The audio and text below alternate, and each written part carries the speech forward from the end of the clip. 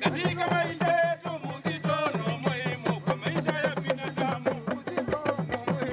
Katika maisha yetu kwa maisha ya binadamu. Katika maisha yetu muzito ni muhimu. Katika maisha yetu muzito ni muhimu kwa maisha ya binadamu.